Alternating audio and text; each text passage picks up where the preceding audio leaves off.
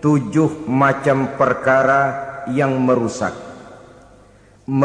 akidah dan keimanan, merusak amal perbuatan yang sudah kita kerjakan, merusak sendi-sendi kehidupan sosial, pendek kata merusak segala hal di dalam kehidupan kita.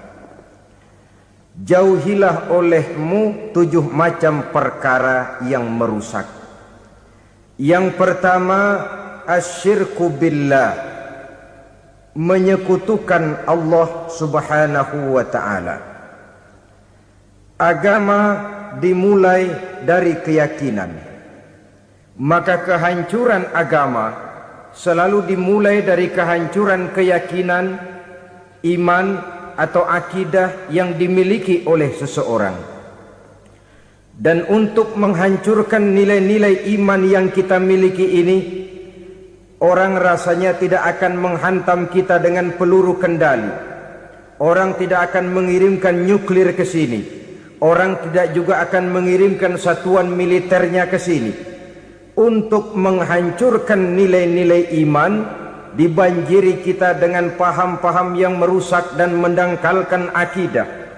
Baik ia bernama materialisme, baik ia bernama sekularisme, baik ia bernama banjirnya maksiat dan munkarat, baik ia bernama banjirnya peradaban dan kebudayaan yang menghancurkan moral daripada anak-anak kita, sedikit demi sedikit melenturkan dan melunturkan nilai-nilai keimanan kita, untuk kemudian pada waktunya nilai iman itu akan bertukar dan berganti menjadi nilai syirik kepada Allah subhanahu wa ta'ala. Atau pada sisi lain, menjadikan yang selain Allah sebagai tujuan akhir daripada kehidupan kita.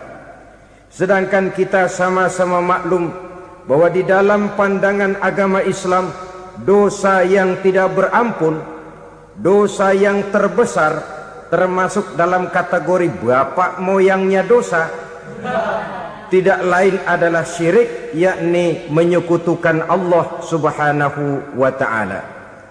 Pola penghancuran iman ini memang berstrategi. Ditawarkan kita kepada paham materialisme, paham kebendaan, di mana otak menempati urutan sebagai ranking pertama, Tuhan jatuh pada urutan kedua. Lalu menyusul kepada paham sekularisme, Allah dipisahkan dari seluruh kegiatan hidup ini, untuk pada gilirannya menjadikan yang selain Allah sebagai tujuan akhir daripada seluruh kegiatan hidup kita. Oleh karenanya, kewajiban menjaga nilai-nilai iman ini merupakan kewajiban yang mulia tetapi berat, tidak hanya untuk kita, tetapi juga bagaimana mewariskannya kepada anak-anak kita, generasi yang akan datang. Orang-orang tua bijaksana yang diceritakan di dalam Al-Quran, kalau sudah berpikir tentang anak-anaknya, pertanyaan yang paling mereka risaukan ialah, ma ta'buduna min ba'di.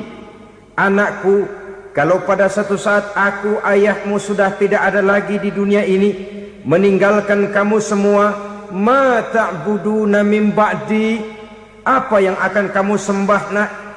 Jikalau sekarang ayahmu masih mau ke masjid, masih mau melakukan rukuk dan sujud, masih beribadah menyembah Allah subhanahu wa ta'ala, kalau orang tuamu sudah tidak ada, ma ta'buduna min ba'di, masihkah engkau mau datang ke masjid?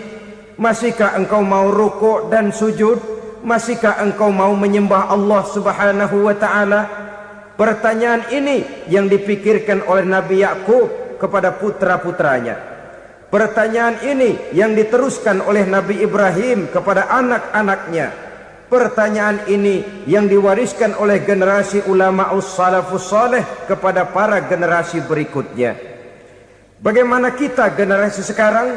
Kita orang-orang tua sekarang bukan berfikir ma ta'buduna min ba'di, malah yang kita fikirkan ma ta'kuluna min ba'di. Kalau bapak tidak ada nanti kamu makan apa nak? Perkara kamu nyembah apa? Urusan nomor 18. Yang penting kamu nanti hidup bisa makan, nak.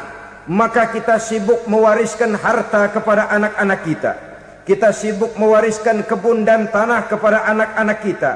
Kita sibuk mewariskan pabrik kepada anak-anak kita, sementara kita lupa mewariskan intan yang paling mahal, mewariskan mutiara yang paling berharga, yaitu nilai iman kepada Allah Subhanahu wa ta'ala. Alangkah baiknya apabila warisan harta, warisan tanah dan kebun, warisan rumah dan pabrik didasari lebih dahulu dengan mewariskan nilai iman kepada Allah Subhanahu wa ta'ala. Sebagai orang-orang tua, kita boleh bersedih kalau anak kita tidak mengerti komputer. Kita boleh bersedih kalau anak kita tidak mengerti matematika. Kita boleh bersedih kalau anak kita tidak mengerti bahasa Inggris. Tapi sewajarnya lebih bersedihlah kita orang tua jikalau mempunyai anak yang tidak kenal Allah sebagai Tuhannya, yang kemudian tidak mau rukuk dan sujud kepada Allah Tuhannya. Itulah kemalangan yang paling malang bila kita meninggalkan generasi yang tidak bertauhid kepada Allah Subhanahu wa ta'ala. Betapapun anak kita tidak ngerti komputer, saudara, paling-paling kerugiannya cuma kerugian dunia. Masuk dia ke alam barzakh, munkar nakir tidak akan sempat tanya kau belajar komputer apa tidak. Kumpul dia di padang mahsyar, malaikat juga tidak akan tanya matematikamu nilainya berapa. Yang ditanya kau kenal Allah, kau rukuk dan sujud kepadanya, kau pernah datang ke masjid. Oleh karena itu sekali lagi, menjaga nilai iman tidak hanya untuk kita, tetapi juga mewariskannya kepada anak-anak kita, generasi yang akan datang. Sungguh kemalangan yang paling besar apabila kita meninggalkan anak-anak kita. Mereka kita tinggalkan lemah ekonominya, itu tidak baik. Mereka kita tinggalkan lemah otaknya, itu pun akan membuat mereka tertinggal oleh yang lain. Tapi yang paling celaka, jikalau kita tinggalkan mereka dalam kondisi lemah imannya, rapuh akidahnya, tidak baik dan tidak betul keyakinan hidupnya. Oleh karena itu Nabi berpesan, jauhilah 7 perkara yang merusak. Yang pertama, syirik kepada Allah Subhanahu wa ta'ala. Menyekutukan Allah baik dalam ucapan, dalam keyakinan ataupun dalam perbuatan. Ini perkara pertama yang termasuk 7 perusak besar di dalam kehidupan. Kalau sudah jatuh kita ke lembah syirik, bagaimanapun banyak kebaikan yang kita kerjakan, berjiwa sosial, bertangan pemurah, gemar menolong orang lain, kalau memang dasarnya syirik, maka seluruh kebaikan kita akan hancur, tidak akan ada nilainya dalam pandangan Allah Subhanahu wa ta'ala. Dalam pandangan manusia mungkin kita dicatat sebagai orang sosial, gemar menolong orang lain, tidak berpangku tangan melihat orang yang mendapat kesulitan. Tapi oleh karena dasarnya syirik, dasarnya tidak mentauhidkan Allah, maka seluruh nilai kebaikan yang kita kerjakan tidak akan ada nilainya dalam pandangan Allah Subhanahu wa ta'ala. Maka jagalah iman kita, jangan sampai dihinggapi penyakit syirik yang bagaimana kecilnya sekalipun. Sekali lagi, baik syirik dalam bentuk ucapan, syirik dalam bentuk keyakinan, sampai kepada syirik dalam bentuk perbuatan, kita berhindar kepada sifat-sifat yang sedemikian itu. Karena apa? Dalam satu ayat Quran Allah Subhanahu wa ta'ala menjelaskan, innallaha la yaghfiru ayyushraka bih wa yaghfiru ma duna dzalika liman yasha. Allah tidak akan memberi ampun kepada orang-orang yang menyekutukannya, tapi Allah masih mau memberikan ampun kepada dosa-dosa yang selain itu bagi orang-orang yang dikehendakinya. Dosa selain syirik, apabila kita bertaubat, Allah masih mau mengampuni. Tapi kalau sudah jatuh ke tempat syirik, itu sudah dosa yang tidak berampun. Taubatnya tidak lain melepas syirik, kembali kepada tauhid, berkeyakinan bahwa hanya ada Allah Subhanahu wa ta'ala, Tuhan satu-satunya, yang lam yalid walam yulad walam yakul lahu kufuwan ahad. tidak beranak, tidak pula diperanakkan, dan tidak satupun yang dapat menyerupai Tuhan Allah Subhanahu wa ta'ala. Saudara-saudara kaum muslimin rahimakumullah, bahwa kita di zaman sekarang memang tidak menyembah berhala, ya. Bahwa kita tidak berterang-terangan mengatakan Tuhan lebih dari satu, memang. Bahwa kita tidak berkeyakinan Tuhan itu punya anak atau diperanakkan, tentu. Tapi dalam perbuatan dan i'tiqad kita kadang-kadang jatuh tanpa kita sadari ke tempat yang bernama syirik ini. Oleh karenanya, di zaman di mana teknologi makin canggih, di mana kemajuan pembangunan makin menjangkau berbagai aspek kehidupan, diperlukan keseimbangan antara kemajuan fisik material dengan kemajuan mental spiritual. Apabila tidak ada keseimbangan, yang terwujud tentulah kepincangan, yang diawali dengan pincangnya cara kita berpikir, sehingga pada akhirnya akan mengarah kepada pincangnya cara kita berbuat dan bertindak di dalam kehidupan kita. Oleh karena itu Nabi berpesan, jauhilah sifat syirik, karena syirik merupakan dosa yang teramat besar. Ini sifat merusak yang pertama. Yang kedua kata Nabi, wasihra, jauhilah sihir. Sihir ini juga termasuk perkara yang merusak kehidupan. Kita semua sama-sama maklum bahwa sihir sebenarnya bukan persoalan baru. Sejak sebelum datang Islam, sihir itu sudah ada. Di zaman Yunani kuno, sihir ada. Di zaman Mesir kuno, di zaman Cina kuno, dan yang lain-lain yang serba kuno, sihir itu sudah ada. Bahkan para nabi pun, para rasul yang diutus oleh Allah Subhanahu wa ta'ala, senantiasa berhadapan dengan ahli-ahli sihir untuk menguji kebenaran dari misi yang mereka bawa. Sihir adalah perbuatan di luar kebiasaan yang bisa dikerjakan oleh ahlinya dengan bantuan jin atau setan. Hukum mempelajari sihir adalah haram, mengamalkannya lebih haram lagi. Sebab itu saudara-saudara, sihir merupakan perbuatan merusak yang harus kita jauhi. Ciri-ciri daripada perbuatan sihir, pertama, ia mengandung tipuan, bayangan khayal. Di zaman Nabi Musa misalnya, orang melihat tambang-tambang itu seperti ular. Nabi Musa melayangkan tongkatnya menjadi ular-ular besar yang memakan ular-ular kecil ciptaan tukang-tukang sihir Fir'aun tadi. Lalu sihir bisa terjadi dengan bantuan jin kafir atau setan. Kemudian ciri yang ketiga, sifatnya halus dan tersembunyi. Taruh kata ada seorang ahli sihir yang mempergunakan ayat-ayat Quran sebagai jompa-jampe, sebagai baca-bacaan, itu cuma sekedar kedok. Tujuannya tidak lain menjadikan agama sebagai ketok untuk membenarkan cara yang dimurkai oleh Allah Subhanahu wa ta'ala.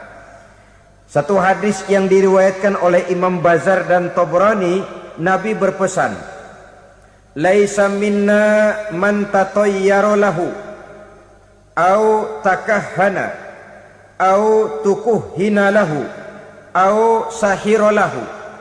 Tidak termasuk ke dalam golonganku, kata Nabi. Tidak termasuk umatku. Siapa mereka? Man tatayyara lahu, orang yang bertatoyur. Apa tatoyur itu? Dari kalimat toyaro, artinya terbang. Toir biasa diartikan dengan burung. Tatoyaro percaya kepada suara-suara burung. Man tatayyara lahu, mempercayai, meyakini dengan benar-benar kepada suara beburungan. Kan suka ada itu, nah bunyi burung tuh, maling liwat. Maling liwat. Burung bunyi, maling liwat.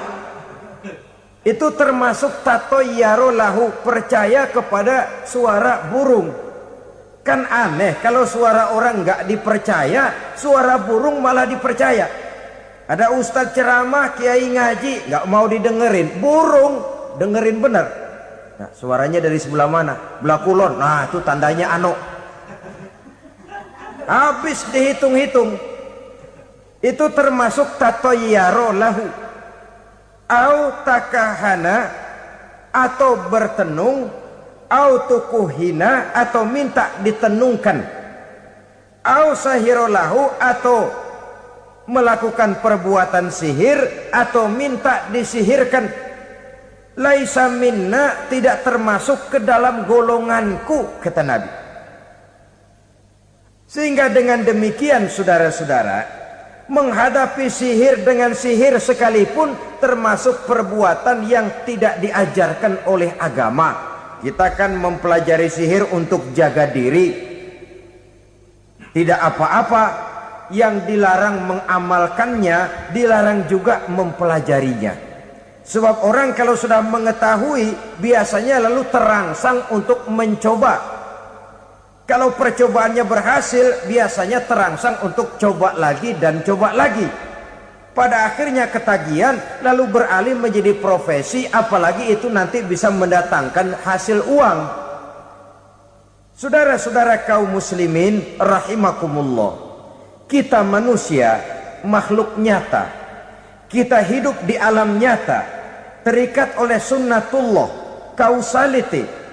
Oleh karenanya, bagi kita keyakinan yang penuh, keikhlasan di dalam bertuhankan Allah, penyerahan diri sepenuhnya hanya kepadanya, itu sudah merupakan obat penangkal yang sangat ampuh agar kita tidak terkena penyakit-penyakit yang dibuat oleh setan dan para pembantunya. Sehingga beberapa ayat Quran mengajarkan, misalnya a'udzu bikalimatillahi tammati min syarri ma khalaq, atau bismillazi la yadurru ma'asmihi syai'un fil ardi wala fis sama, dengan menyebut nama Allah yang tidak bisa mendatangkan bahaya sedikit pun, dari baik yang datang dari langit maupun yang datang dari bumi. Jiwa yang kosong dari keyakinan yang penuh kepada Allah, jiwa yang penuh was-was dan ragu-ragu, itu yang mudah terserang oleh penyakit-penyakit yang dikerjakan oleh para tukang-tukang sihir, yaitu oleh setan dan seluruh para pembantunya. Kemudian hadis kedua yang diriwayatkan oleh Imam Ibnu Hibban, Nabi bersabda, la yadkhulul jannata mudminu khamrin wala mu'minu bisihrin wala qati'u rahmin. Tidak masuk surga. Ini Nabi yang bilang, tidak masuk surga. Siapa itu? Pertama, mudminu khamrin, orang yang berkekalan dalam mabuk. Selalu mudminun itu sudah menjadi perbuatan rutinnya, tidak kapok-kapoknya, teler seumur hidup. Mudminu khamrin, tidak masuk surga orang yang selalu bermabuk-mabukan. Yang kedua, wala mu'minu bisihrin, orang mukmin tapi main sihir. Ini juga oleh Nabi diperingatkan, tidak akan masuk surga orang mukmin tapi suka main sihir. Wala qati'u rahmin, dan tidak juga orang yang memutuskan silaturahmi. Tiga macam manusia yang diperingatkan Nabi tidak akan masuk surga: orang yang selalu mabuk, orang mukmin yang main sihir, dan orang yang memutuskan silaturahmi. Saudara-saudara kaum muslimin rahimakumullah. Lalu orang berkata, kenapa dilarang kita bersihir? Padahal Rasul sendiri kan punya mukjizat. Nah, kita memang harus membedakan antara mukjizat dengan sihir. Dalam kehidupan agama kita kenal ada yang namanya mukjizat, Ada yang namanya karomah atau keramat biasa diucapkan. Ada yang namanya maunah. Ada yang namanya irhas. Ada juga yang namanya sihir. Kesemuanya ini berbeda, saudara-saudara. Yang dinamakan mukjizat itu khusus untuk para rasul saja. Satu kejadian luar biasa yang terjadi dilakukan oleh Rasul atas izin dari Allah Subhanahu wa ta'ala. Perbedaannya dengan sihir jelas. Sihir dari setan, mukjizat dari Allah. Sihir bisa dipelajari, mukjizat tidak. Sihir umumnya untuk maksud-maksud yang tidak baik, sedangkan mukjizat untuk memperkuat kebenaran yang disampaikan oleh para rasul dan ditentang oleh umatnya. Bahkan kafir Quraisy dahulu menganggap orang-orang ahli sihir itu berada dalam satu posisi yang hina, sehingga mereka mengatakan dan menuduh Nabi Muhammad sebagai tukang sihir. Tuduhan sebagai tukang sihir adalah tuduhan yang sangat aib dan hina. Di tengah masyarakat kufar jahiliyah, kedudukan tukang sihir dipandang sebagai kedudukan yang hina, sehingga mereka mengejek Nabi dengan sebutan tukang sihir. Jadi mukjizat hanya untuk Rasul saja. Kemudian karomah. Karomah ini asal kata dari karoma, kehormatan, kemuliaan yang diberikan Allah kepada hamba-hambanya yang rajin mendekatkan diri kepadanya. Oleh karena ketekunannya melaksanakan ibadah, Allah memberikan keistimewaan kepada orang itu, yang dengan keistimewaannya dia bisa mengerjakan yang tidak bisa dikerjakan oleh orang lain. Karomah hanya bisa dicapai dengan prestasi ibadah. Kalau sihir mau ibadah apa enggak, asal dia belajar, bersatu dan berteman dengan setan, memenuhi persyaratan-persyaratan setan, biasanya lalu bisa. Sedangkan karomah tidak mungkin terwujud tanpa orang mendekatkan diri sedekat-dekatnya kepada Allah Subhanahu wa ta'ala. Maka kita lihat biasanya orang-orang yang punya ilmu sihir, mukanya rata-rata nggak enak dilihat. Kumuh, jauh dari air wudhu, jauh dari sujud kepada Allah, malah berteman dengan setan, menjadi pelayan-pelayannya setan. Saudara-saudara, adapun maunah, keistimewaan yang diberikan Allah kepada hamba-hambanya yang belum sampai kepada tingkat wali, tapi orang itu lebih banyak kebaikannya daripada kesalahannya. Umpamanya, saudara jalan bertiga di pinggir jalan, saudara ada pada posisi di tengah, lalu bertiga ini ketabrak mobil. Menurut perhitungan saudara mati lebih dahulu, tapi terjadi hal yang aneh, dua teman saudara mati, saudara malah cuma luka dan lecet sedikit saja. Apa itu? Kalau kita lebih banyak kebaikannya daripada kesalahannya, itu yang dinamakan maunah, pertolongan yang diberikan Allah kepada hamba-hambanya yang lebih banyak kebaikannya daripada kesalahannya. Sedangkan yang dinamakan irhas, kejadian luar biasa pada diri seseorang pada waktu dia masih kecil, yang menunjukkan tanda-tanda keistimewaannya. Itu umumnya pada para nabi pada usia kecilnya sudah ada irhas, tanda-tanda istimewa. Jelas baik mukjizat, karomah, maunah maupun irhas berbeda dengan sihir.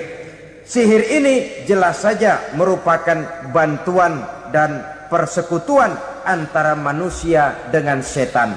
Padahal setan, kata Allah dalam Al-Quran, innahu lakum aduwwum mubin, sesungguhnya setan bagi kamu adalah musuh yang sangat jelas.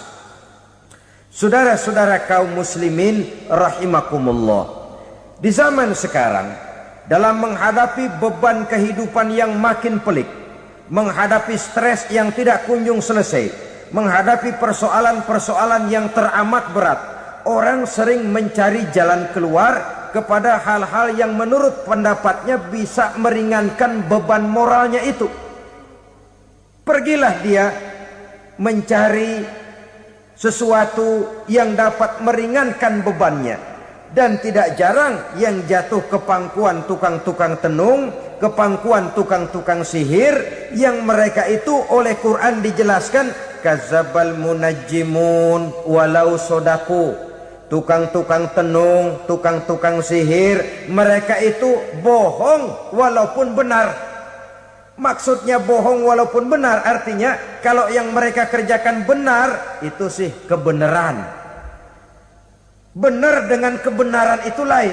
Kebenaran, kebetulan bisa, tapi tidak untuk selalu. Apalagi kalau itu sudah membahayakan kehidupan orang lain. Jadi oleh karena itu Nabi berpesan jauhilah daripada sihir.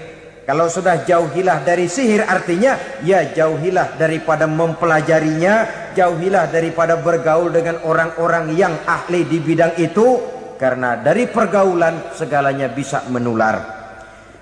Baiklah saudara, ini yang kedua. Yang ketiga pesan Nabi, wa qatlan nafsil lati harramallahu illa bil haq. Membunuh orang lain dengan cara yang tidak benar. Membunuh orang yang diharamkan oleh Allah Subhanahu wa taala untuk melakukannya kecuali dengan alasan yang benar. Kita tahu Islam adalah agama damai. Sesuai dengan namanya, ia tidak dikembangkan dengan pedang dan kekerasan. Ia dikembangkan dengan keteladanan dan tuntunan moral. Oleh karena Islam bukan agama kekerasan, Islam pun tidak mementingkan dan mengajarkan kekerasan kecuali dengan alasan yang benar dan bisa dipertanggungjawabkan. Membunuh dengan sengaja, menghilangkan nyawa orang lain tanpa alasan yang bisa dibenarkan adalah merupakan dosa besar dan satu di antara 7 perkara yang bisa mendatangkan kerusakan dalam kehidupan dan yang hendaknya harus kita jauhi. Saudara-saudara kaum muslimin rahimakumullah, beberapa waktu yang lalu di sebuah kota kecil yang indah bernama New Auckland. Saudara tahu New Auckland? Itu dari Gunung Kidul masih ngidul lagi. Pernah diadakan satu seminar yang membicarakan bagaimana menyelamatkan masyarakat manusia dari bahaya Perang Dunia Ketiga. Diperkirakan kalau terjadi Perang Dunia Ketiga, manusia tidak akan tersisa. Sebab apa? Pada waktu itu cadangan nuklir yang dimiliki oleh bersama Amerika dan Rusia konon sudah sanggup memusnahkan 6 miliar manusia pada saat jumlah manusia baru 5 miliar. Jadi kelebihan nuklir dunia ini. Kalau terjadi Perang Dunia Ketiga, sulit manusia untuk tersisa. Maka dibahaslah di dalam seminar itu, wah, supaya tidak terjadi Perang Dunia Ketiga, maka perlombaan membuat senjata-senjata canggih, alat-alat pembunuh modern harus segera dibatasi. Dibahas, tidak mungkin kita membatasi perlombaan membuat senjata. Kenapa? Makin maju ilmu dan teknologi, makin canggih senjata yang ditemukan. Atom sudah meningkat menjadi nuklir, nuklir sudah meningkat menjadi neutron, dan kita tahu bom yang bernama neutron ini bom yang cukup membunuh tanpa perlu merusak. Artinya kalau dia diledakkan di kota kita ini, bangunan utuh, jembatan tidak ambruk, rumah-rumah tetap berdiri, tapi semua yang bernama hidup mati. Itu katanya lebih sopan dari bom atom. Sebab kalau si atom ini sudah membunuh, merusak pula. Neutron cukup membunuh saja tanpa perlu merusak. Jadi majunya senjata-senjata teknologi sebagai akibat yang logis dari kemajuan ilmu pengetahuan ini tidak bisa kita batasi.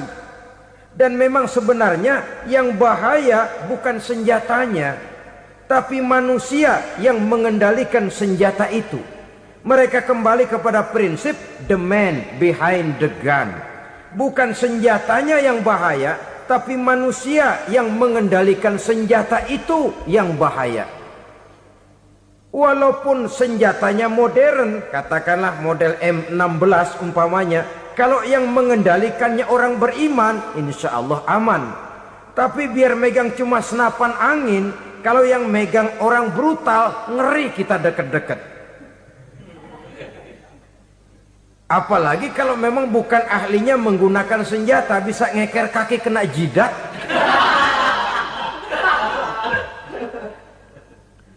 Mereka kembali kepada prinsip lama yang tetap baru.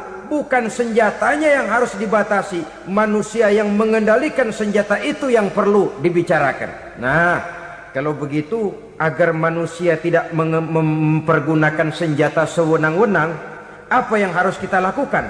Ya, manusianya harus bermoral. Ya, tapi moral yang mana? Di dunia ini banyak ajaran tentang moral. Itu pun mudah saja. Di sini kan kita undang saja ahli dari berbagai agama untuk membicarakan konsep perdamaian menurut agamanya masing-masing. Baik, setuju itu, setuju. Maka tampillah para ahli agama, mereka kembali kepada prinsip moral daripada konsep yang terkandung di dalam ajaran agama untuk menegakkan perdamaian. Mula-mula naiklah ahli dari agama Hindu, dibacakan konsep perdamaian menurut ajaran agama Hindu, bahwa untuk damai manusia harus meninggalkan nafsu keduniaannya, menempuh samsara dan sebagainya untuk mencapai nirwana, menjauhi kemegahan dan kemewahan dunia. Ini lalu dibahas, rasanya juga tidak mungkin ini. Kemudian dari agama Nasrani, bahwa untuk damai manusia harus menciptakan sifat kasih sayang. Kalau ditampar pipi kiri, berikan pipi yang kanan. Kalau diberikan selendang, berikan baju. Nanti orang kasihan, lalu dia tidak akan nampar lagi. Ketika ini dibahas, ternyata rasanya pun tidak mungkin bisa diterima. Karena apa? Di zaman sekarang orang ditampar pipi kiri, dikasih pipi kanan. Bukan kasihan, gemes. Damai belum tentu, bonyok udah jelas. Lalu ketika dibacakan konsep perdamaian menurut Quran, di mana disampaikan ayat wa jazaa'u sayyi'atin sayyi'atun misluha faman afa wa aslaha fa ajruhu 'ala Allah. Balasan terhadap satu kejahatan adalah kejahatan yang seimbang. Tetapi barang siapa yang memberi maaf dan mencari jalan damai, itulah yang terbaik dan akan mendapat pahala dari Allah Subhanahu wa ta'ala. Kamu tidak salah ditampar pipi kirimu, tampar lagi pipi kirinya sekeras dia menampar pipi kirimu. Nanti orang tidak mau menampar kita karena dia tahu kalau dia tampar kita, dia akan menderita tamparan sekeras dia menampar kita. Akan terjadilah prinsip saling hormat menghormati, tidak saling ganggu, tidak saling usil, tidak saling jahil.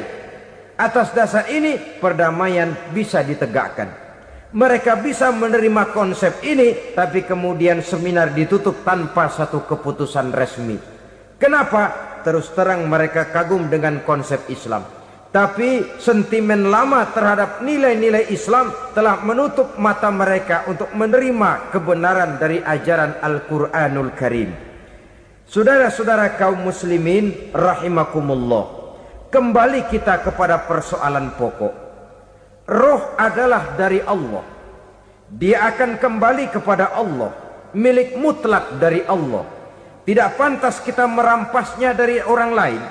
Tidak wajar kita menghilangkannya tanpa alasan yang dibenarkan oleh agama. Di zaman sekarang akibat persaingan hidup yang makin tajam, lapangan kerja yang makin sulit, tensi ekonomi yang makin tinggi, atau karena nilai moral yang makin rendah, atau juga karena rapuhnya pegangan orang kepada agama, nyawa rasanya sudah sedemikian murahnya. Berbagai kasus membuat berdiri bulu roma kita. Ada mayit, ada manusia dipotong 6, dicincang macam kambing. Ada yang dipotong 5, ada yang dipotong 13, dikardusin, dibuang ke tempat sampah. Inna lillahi wa inna ilaihi raji'un. Gejala apa ini? Kanibalisme. Manusia sudah demikian sadisnya, manusia sudah sedemikian buasnya, sehingga sesama manusia diperlakukan seperti hewan. Padahal hewan sendiri belum pernah macan makan macan, bagaimanapun buasnya macan. Belum pernah serigala memakan serigala, bagaimanapun brutalnya serigala. Tetapi manusia makan manusia di zaman sekarang kadang jadi kenyataan dalam kehidupan kita. Kadang persoalannya remeh saja. Soal uang 200 perak, pisau bicara, nyawa melayang. Soal rokok sebatang, celurit bicara, nyawa melayang. Soal-soal yang sama sekali tidak prinsip, begitu mudah kita menghilangkan nyawa orang lain. Padahal Nabi pernah memperingatkan, apabila dua orang muslim sudah berkelahi dan berbunuh-bunuhan, al-qatil wal maktul finnar, yang membunuh dan yang terbunuh dua-duanya neraka. Sahabat heran, ya Rasul, kalau yang terbunuh, kalau yang membunuh masuk neraka itu sih wajar, tapi yang terbunuh kenapa neraka juga? Beliau menjawab, dua-duanya sudah punya niat untuk saling membunuh. Niatnya itu yang diponten. Yang terbunuh cuman lagi apes aja, keduluan dia. Umpama tidak terbunuh, pasti dia yang akan membunuh. Oleh karenanya al-qatil wal maktul, yang membunuh dan yang dibunuh finnar, dua-duanya masuk ke dalam neraka. Islam menghormati kehidupan, tidak hanya terbatas kepada sesama muslim. Orang-orang yang berlainan agama pun yang mau hidup berukun, damai, berdampingan dengan umat Islam, jiwa mereka, darah mereka dilindungi oleh nilai-nilai Islam yang disebut dengan kafir zimmi ini. Mengganggu mereka sama saja dengan mengganggu aku, kata Nabi. Jadi oleh karena itu, sayangilah sesama. Kehidupan adalah anugerah Allah, bukan wewenang kita untuk mencabutnya dari orang lain, bukan wewenang kita untuk merampas dan menghilangkannya dari orang lain. Apa yang tidak enak terjadi pada diri kita, begitu pula lah apabila terjadi pada diri orang lain. Sehingga Nabi mengatakan, la yu'minu ahadukum hatta yuhibba li akhihi ma yuhibbu li nafsihi. Belum dikatakan beriman seseorang kamu apabila dia belum mencintai saudaranya seperti ia mencintai dirinya sendiri. Apa yang enak dirasakan oleh orang lain, enak juga dirasakan oleh dia. Mengukur orang lain dengan diri sendiri. Kalau orang lain tanpa salah saya fitnah, kalau saya tanpa salah difitnah orang, enak apa enggak? Enggak, orang lain juga begitu. Kalau orang lain tanpa salah saya tempeleng kepalanya, enak apa tidak? Tidak. Orang lain juga begitu. Yang tidak enak terjadi pada diri kita, tentu tidak enak juga kalau terjadi pada orang lain. Mengukur orang lain dengan diri sendiri, sehingga tidak timbul sifat egois, tidak menari di atas bangkai orang lain, tidak mendirikan kebahagiaan di atas untayan air mata orang lain. Sehingga dengan demikian saudara-saudara, dia bisa menghormati kehidupan, menghormati orang lain sebagaimana dia ingin dihormati. Inilah perbuatan ketiga yang merusak, membunuh orang lain dengan yang diharamkan Allah tanpa alasan yang benar. Yang ketiga. Kemudian yang keempat, perbuatan merusak wa aklar riba, makan riba. Hidup adalah tolong menolong. Bahasa kerennya take and give katanya. Saling memberi dan saling menerima. Nabi mengajarkan man kuraba kurbatan min kurabid dunya karaballahu lahu kurbatan min kurabi yaumal qiyamah. Wallahu fi aunil abdi madamal abdu fi auni akhihi. Siapa yang meringankan beban dari beban-beban yang dirita seseorang di dalam kehidupan dunia, Allah akan meringankan bebannya daripada beban-beban yang harus dipikulnya di hari kiamat nanti. Wallahu fi aunil abdi madamal abdu fi auni akhihi. Allah senantiasa akan menolong seorang hamba selama hamba itu masih mau menolong saudaranya. Allah selalu akan menolong seorang hamba selama hamba itu masih mau menolong saudaranya. Apabila kita sudah berpangku tangan terhadap kesulitan orang lain, biasanya pun pada saat kita mendapat kesulitan, kita akan sulit juga memperoleh pertolongan. Nah, riba alias renten, kedoknya adalah menolong orang, tapi sama juga bulu buntutnya dilepas, palanya dicekek. Menolong orang pada akhirnya menjadi beban bagi seseorang, dan memang mencari orang-orang yang berada dalam posisi kesulitan.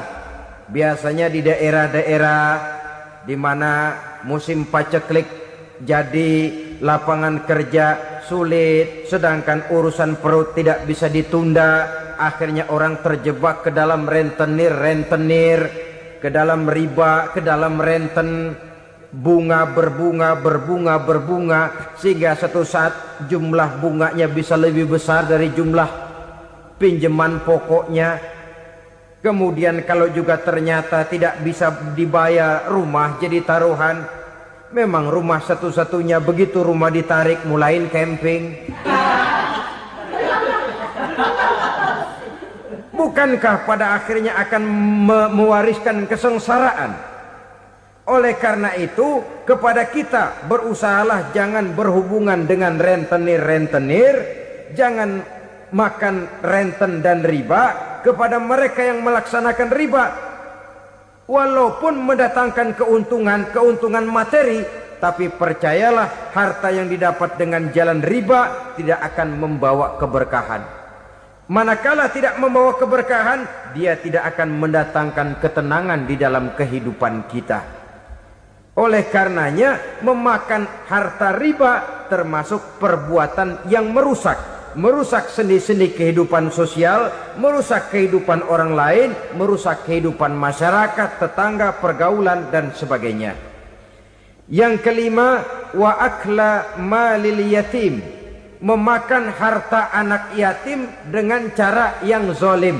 Nih, memang lezat. Anak yatim itu nggak tahu urusan apa-apa. Kita diamanahkan untuk mengurusinya. Kadang-kadang dibentuklah panitia penyantunan yatim piatu. Yatimnya mah tetap kelaparan, panitianya yang pada gendut.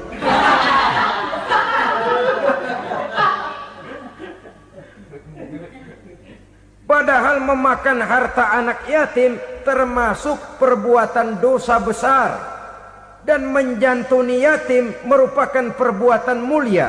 Nabi mengatakan, ana wa kafilul yatim kahataini yaumal qiyamah. Aku dan orang-orang yang menyantuni anak yatim seperti dua jari ini pada hari kiamat nanti. Dekat sekali. Jikalau ingin di hari akhir nanti dekat dengan Rasul, bersahabatlah dengan anak-anak yatim. Jadilah pengurus anak-anak yatim. Bangunlah panti-panti asuhan yatim. Pada saat bapak ibunya meninggal, kitalah yang menjadi orang tuanya.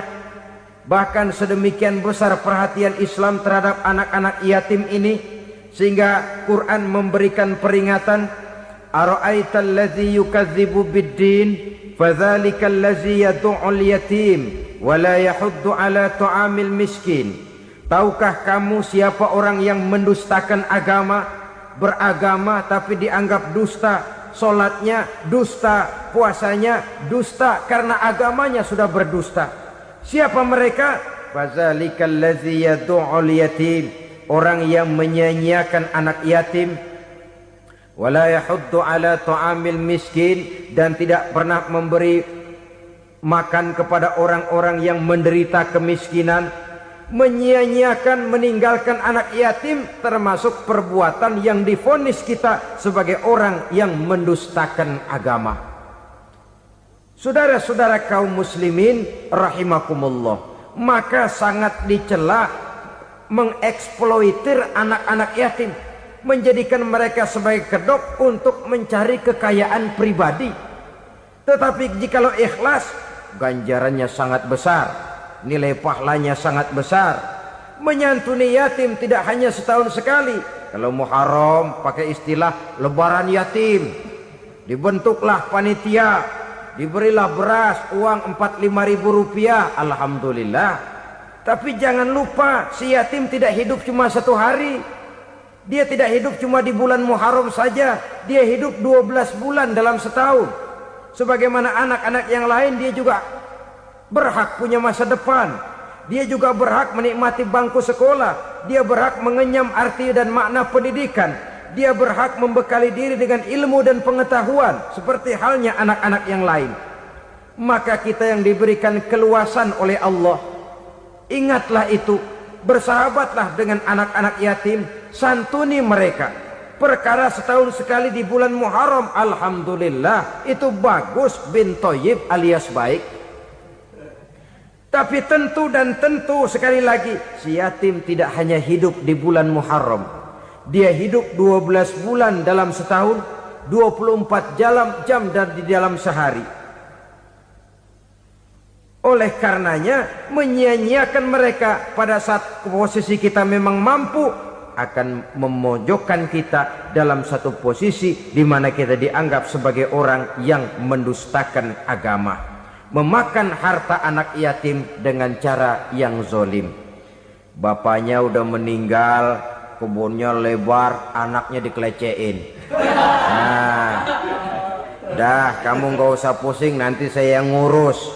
Akhirnya bukan ngurus, nguras. Si yatim mungkin tidak tahu bahwa dia disia-siakan, haknya diambil, miliknya dizolimi.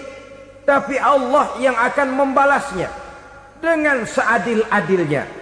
Maka makan harta anak yatim biasanya balasannya tokcer bin paten. Nggak banyak selang tempo itu, nggak percaya cobain dah. Nyobain aja kan nggak bayar, umpama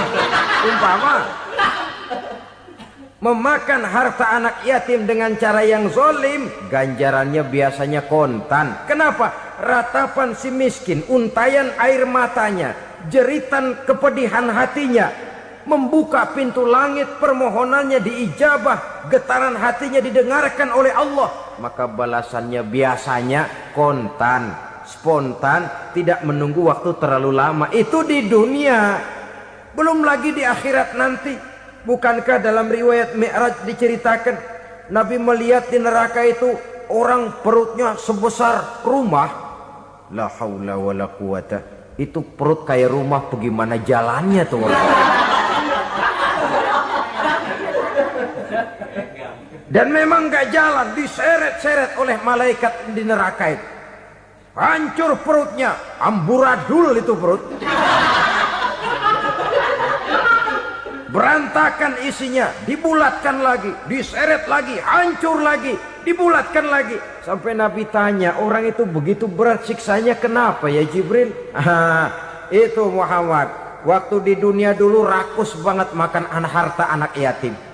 Begitu vonisnya, begitu menyedihkan nasibnya di akhirat. Tapi di dunia pun ketidakberkahan itu sudah membayangi kehidupannya. Oleh karena itu, kepada saudara-saudara yang mendapat titipan anak yatim, berbahagialah, karena semulia-mulia rumah adalah rumah yang di dalamnya ada anak yatim yang disantuni. Sehina-hina rumah adalah rumah di mana di dalamnya ada anak yatim yang disia-siakan. Begitu kata Nabi kita. Rumah yang paling mulia dalam pandangan Allah, rumah yang di dalamnya ada anak yatim yang disantuni. Rumah yang paling hina dalam pandangan Allah, rumah yang di dalamnya ada anak yatim yang nasibnya disia-siakan. Berbahagialah saudara apabila menjadi penyantun anak-anak yatim, pelindung mereka, sehingga mereka mempunyai masa depan sebagaimana anak-anak lainnya. Rasulullah sendiri sedemikian peka terhadap keadaan anak-anak yatim karena beliau sendiri memang mengalami umur 6 bulan dalam kandungan ibu, beliau sudah ditinggalkan oleh ayahnya. Pada saat berusia 6 tahun ibu sudah meninggal. Yatim piatu dalam usia di mana beliau sedang perlu belas kasih seorang ibu dan pengertian seorang bapa. Kepekaan itu lalu timbul, bahkan kemudian sampai kepada beliau berkata, aku dan orang yang menyantuni anak yatim seperti jari tengah dan jari telunjuk di hari akhirat nanti. Sedemikian dekatnya. Baiklah ya, jadi yang kelima, memakan harta anak yatim. Jauhi karena ini perbuatan yang merusak.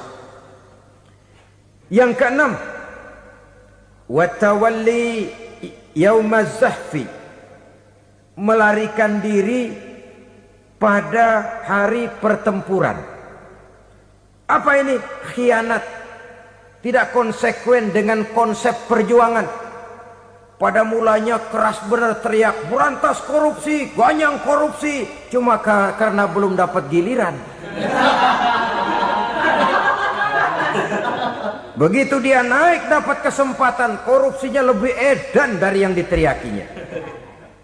Ini termasuk tawalli yaumaz zahfi, berpaling pada hari peperangan. Di saat menghadapi musuh, kalau belum kelihatan musuh, teriaknya nyaring bener.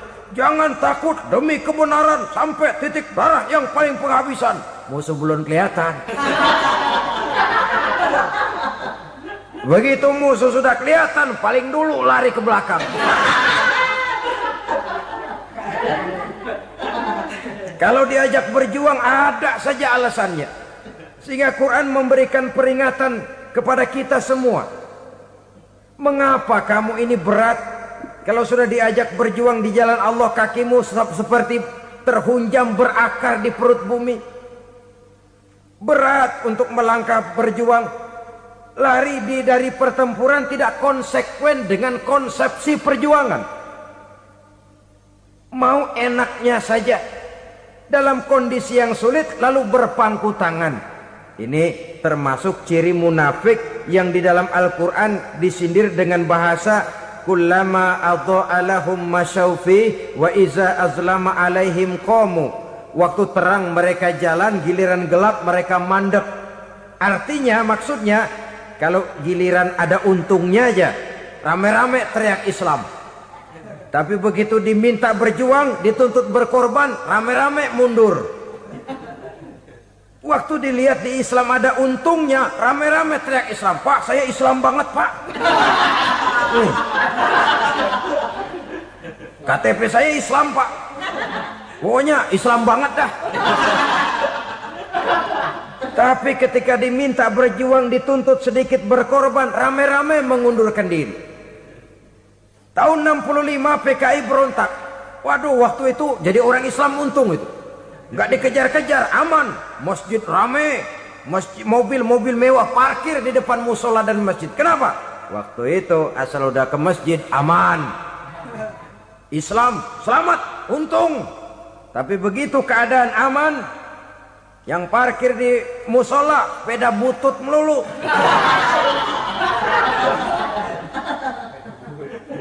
Waktu terang mereka jalan, waktu gelap mereka berhenti. Dikala di Islam ada untungnya, baru wah Islam bagus, Islam hebat. Tapi waktu dilihat ada kerugian, jangan bawa-bawa Islam dah. Jangan bicara soal Islam, ini kan bukan soal agama. Bukan soal agama. La haula wa la quwata illa billah. Beragama kita ambil talfik fid din, mengambil yang enteng-enteng saja dalam urusan beragama ini. Tidak konsekuen kita dengan Islam kita. Seolah kita mau memilih mana yang terasa cocok sama selera kita, kita teriak Islam. Beratan aja dikit, rame-rame berpaling. Itu termasuk tawalli yaumaz zahfi. Para pengkhianat, mental-mental hipokrit yang tidak mau konsekuen menghadapi segala bahaya. itu termasuk perbuatan yang merusak. Kenapa? Kalau cuma dia saja yang lari, mungkin tidak jadi soal. Tapi larinya ini akan mempengaruhi orang lain. Nah, pengaruhnya itu yang dicegah. Sebab kalau satu sudah mulai lari, yang lain mulai ngelirik.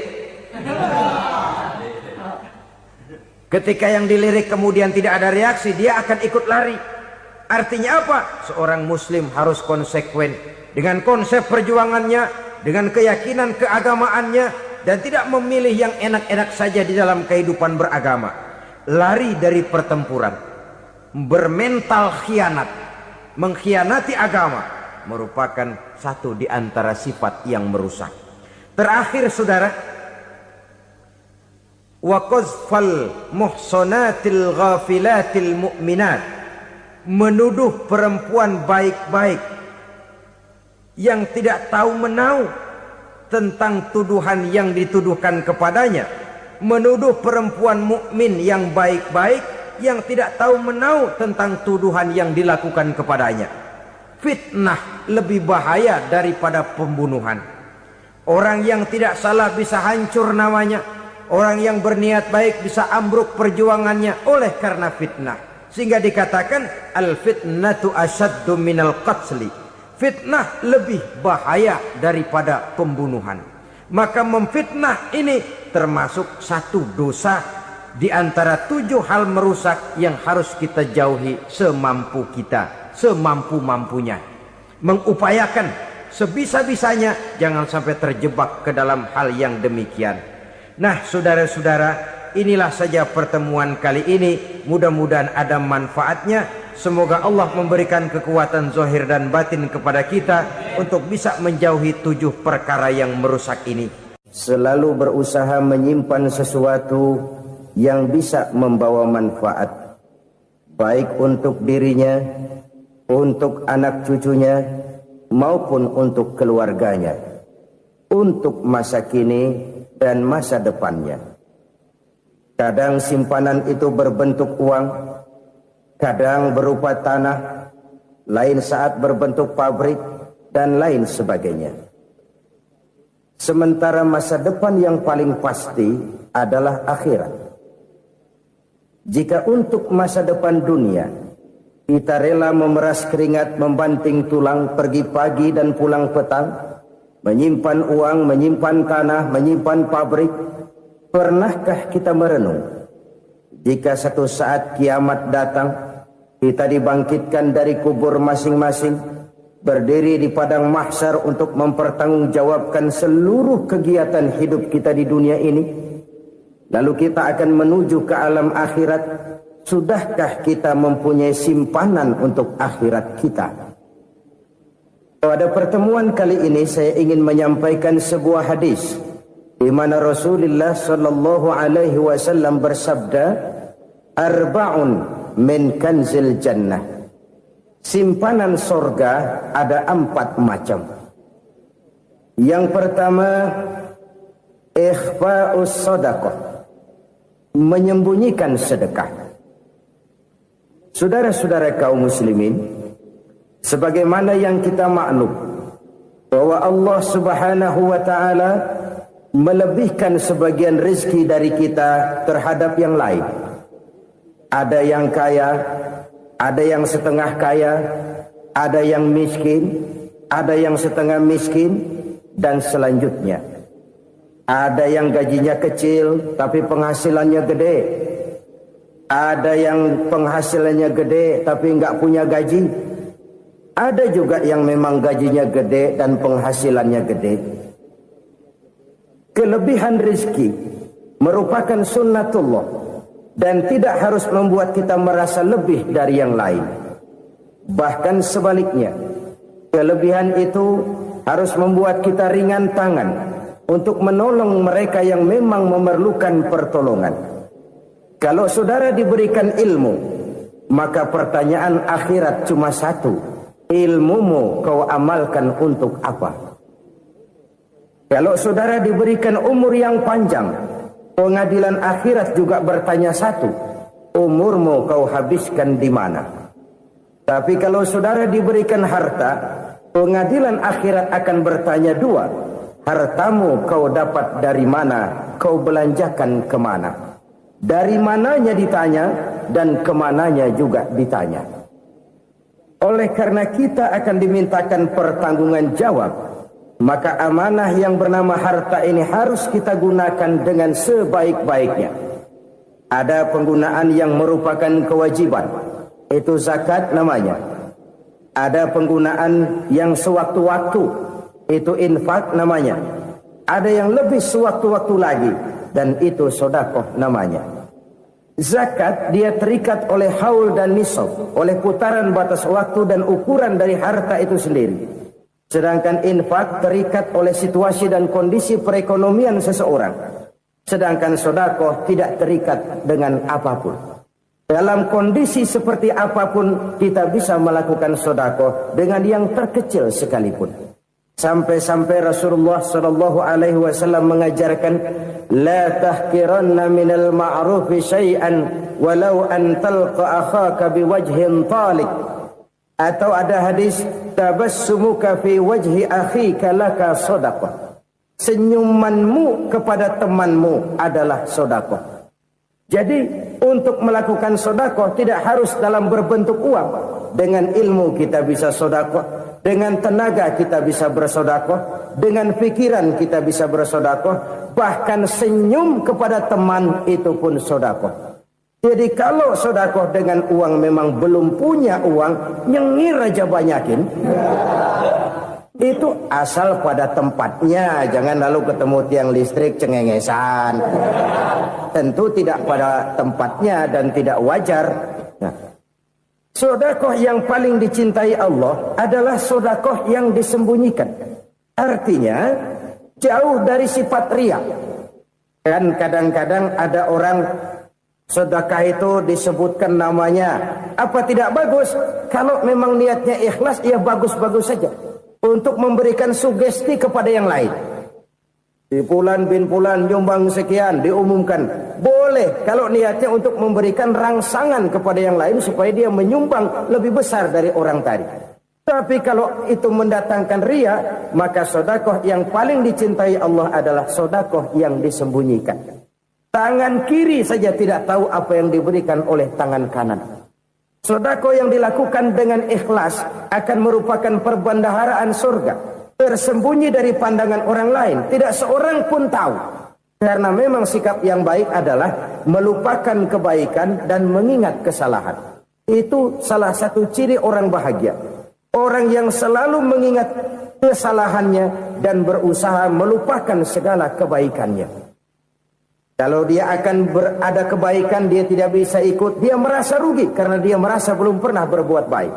Tapi kalau akan melakukan kesalahan baru, dia ingat kesalahan yang sudah-sudah, sehingga terhalang baginya untuk melakukan satu kesalahan baru. Demikianlah saudara-saudara, bahwa Allah melebihkan rizki sebagian kita dari yang lain, agar terjadi tolong-menolong dalam kehidupan ini. Jadi kesenjangan yang nature, kesenjangan yang alami, itu sunnatullah. Ada yang kaya, ada yang miskin, ada yang kelas menengah. Nah, kenapa lalu sekarang kita berusaha mengentaskan kemiskinan? Oleh karena adanya kesenjangan struktural. Kalau yang kaya bisa semakin kaya, kenapa yang miskin tidak bisa naik jadi ikut sedikit kaya? Sebab pada dasarnya Islam adalah agama yang sejak turunnya sudah berupaya memerangi kemiskinan. Bahkan dikatakan kemiskinan itu mendekatkan kepada kekufuran. Orang kalau miskin udah dekat banget sama kafir. Gampang menjadi kafir. Berapa banyak saudara-saudara kita yang oleh karena soal perut, oleh karena soal materi, terpaksa meninggalkan dan menanggalkan akidahnya. Menjual petunjuk yang diberikan Allah dengan kesenangan dunia yang cuma sebentar ini. Na'udzubillah, thumma na'udzubillah. Jadi makin kita sembunyikan satu sedekah, semakin banyak perbendaharaan kita di surga. Sedekah yang paling dicintai Allah adalah sedekah yang disembunyikan. Malahan ada seorang sufi, dia punya kebiasaan kalau pergi sholat Jumat dia bawa uang, itu uang dia taruh di bawah tikar masjid. Dia niat sedekah kepada siapa saja yang nemuin itu duit.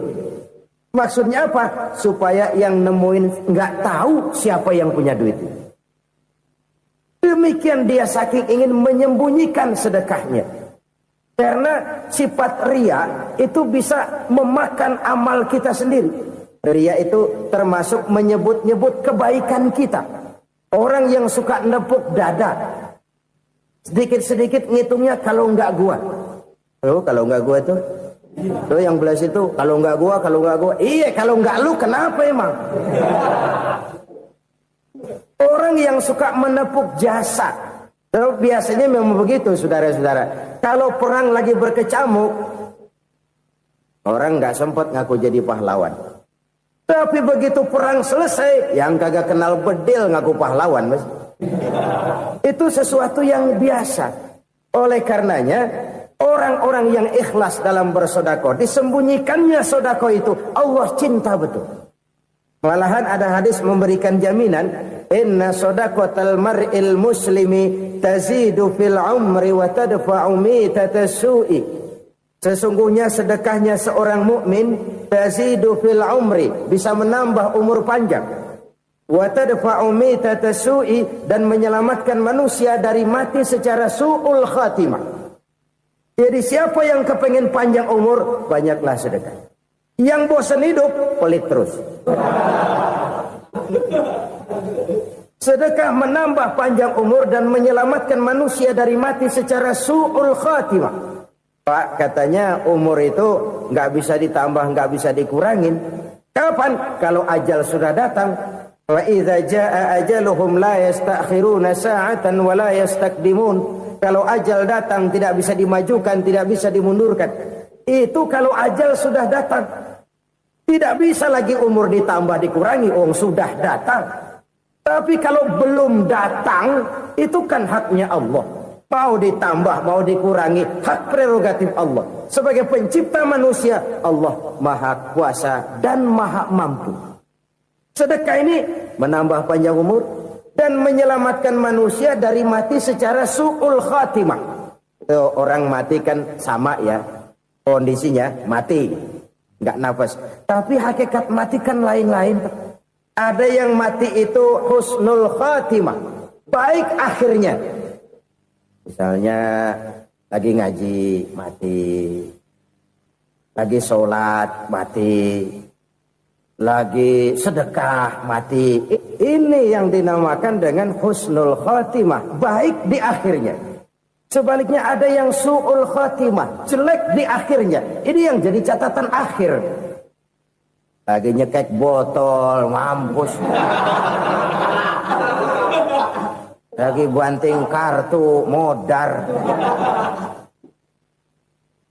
Su'ul khatimah, jelek pada akhirnya. Sedekah menyelamatkan manusia dari mati secara su'ul khatimah. Dan kita semua kepengen mendapat husnul khatimah, jauh dari su'ul khatimah.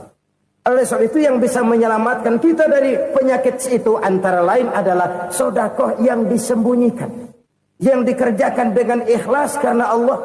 Tidak karena kepengen dipuji orang, tidak karena ingin dikatakan orang pemurah, sebab orang dermawan itu orang yang memberi tanpa harus diminta. Kalau masih harus diminta, ya belum dermawan namanya, masih harus diminta.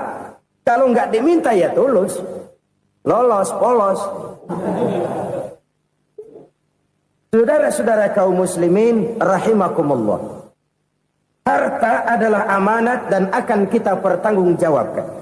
Allah melebihkan rizki sebagian kita dari yang lain agar kita saling tolong menolong, bantu membantu. Nabi janjikan siapa yang meringankan beban saudaranya muslim di dunia, Allah akan meringankan bebannya di akhirat nanti. Sebuah jaminan dari baginda Nabi.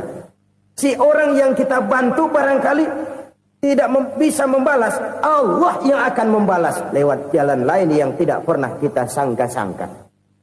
Ada orang tanya, Pak, ini ada orang nyumbang masjid sambil marah-marah, bagaimana? Saya bilang sumbangannya aja ambil, marahnya jangan.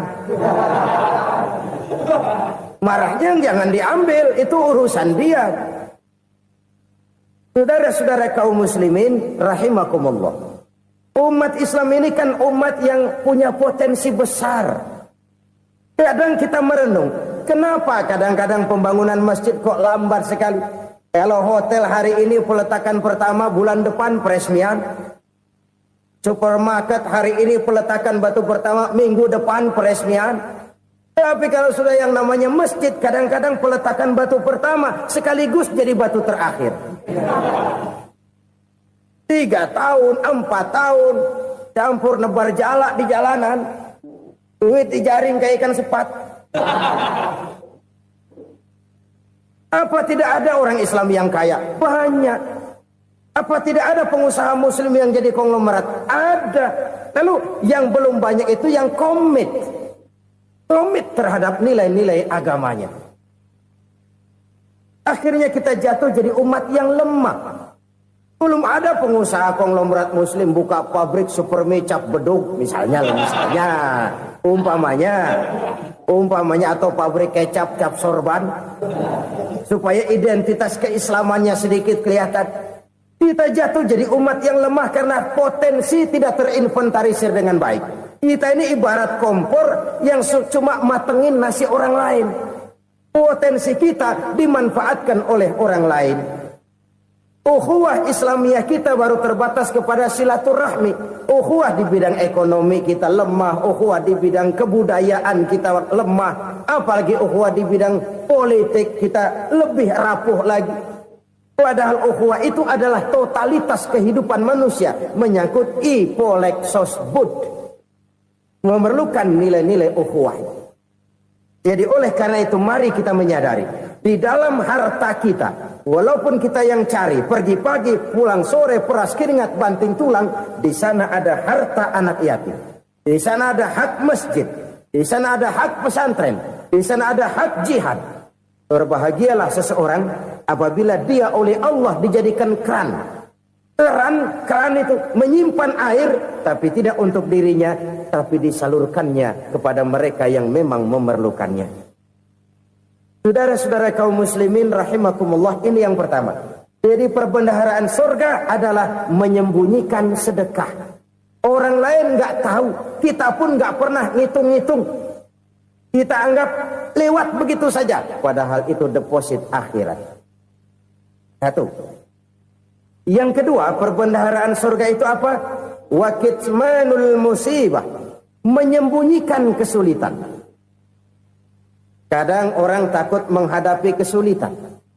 Tapi makin kita merenung, hidup ini kan sebenarnya urusan. Takut sama urusan ya jangan hidup. Tandanya orang hidup itu kalau punya urusan. Urusan melupakan problem. Problem sering menimbulkan kesulitan. Kesulitan bukan untuk ditakuti, tapi untuk diatasi dan dicarikan jalan keluarnya. Siapa sih orangnya yang gak pernah sulit-sulit? Makin tinggi status sosialnya, makin gede urusannya. Makin tinggi kualitas imannya, makin berat tingkat kesulitannya. Cuma memang yang namanya enak itu seperti pelangi. Biang lala itu gak pernah di atas kepala kita. Di atas kepala orang melulu. Lo sih enak lo, kata kita. Dia juga bilang yang enak kan lo. Pelangi itu nggak pernah di atas kepala kita. Kata tukang beca, aduh enak ya naik Mercy. Kata tukang beca, apa yang di dalam mobil Mercy? Aduh enak bener tukang beca, di jok ngeringkuk ngorok pulas bener. Saya kamar pakai AC sejuk, tempat tidur sutra empuk, alga spring bed, kulak kulik nggak bisa pulas kalau belum minum Valium, belum tidur. Enak bener tukang beca, di jok ngorok nggak tahu wetan kulon. Itu tukang beca bilang yang di Mercy enak, yang di Mercy bilang tukang beca enak. Inilah enak, nggak pernah di atas kepala kita, di atas kepala orang lain melulu enak itu. Nah, saudara-saudara, yang merupakan perbendaharaan surga itu orang yang bisa menyembunyikan kesulitan. Baik pribadi ataupun rumah tangga. Nih terutama rumah tangga yang jadi soalnya. Kadang-kadang kita ini kalau senang, sebaliknya. Kalau senang kita diam. Kalem aja, cuek. Banyak banget duit kita, bawaan diam aja udah. Malah ketemu orang takut. Tapi begitu susah, sekampung tahu. Padahal Nabi mengajarkan perbendaharaan surga itu menyembunyikan musibah, menyembunyikan kesulitan. Kalau enak, cerita sama orang-orang. Kalau nggak enak, rasain sendiri, tekan sendiri, atasin sendiri. Kita kan sebaliknya. Senang kita diam, asal lagi susah, paling tidak kita nyari teman buat cerita kesusahan. Siapa orangnya yang nggak pernah susah? Cuma soalnya bagaimana kita mengatasi kesusahan itu sendiri. Begitu juga misalnya kalau orang sudah berumah tangga, itu orang tuanya harus menjadi tempat dia cerita yang enak-enak saja. Yang nggak enak rasain berdua, selesaikan berdua, atasin berdua. Jangan dibalik. Asal senang diam, giliran susah saja. Maknya laporan. Terbalik. Bisa menjaga security informasi. Makan sama bayam, keluar diam. Malah seluitan. Enak amat lo makan daging ayam. Security informasi. Saudara-saudara kaum muslimin rahimakumullah. Ujian yang terberat itu yang pernah diberikan kepada para nabi, para rasul, para aulia, para ulama. Makin tinggi keimanan, makin berat bentuk kesulitan. Ayo saya kemukakan satu contoh saja. Ada seorang nabi yang kaya, nabi kaya, namanya Nabi Ayub. Iblis kalau orang begini kan keki, ibadahnya rajin, kaya.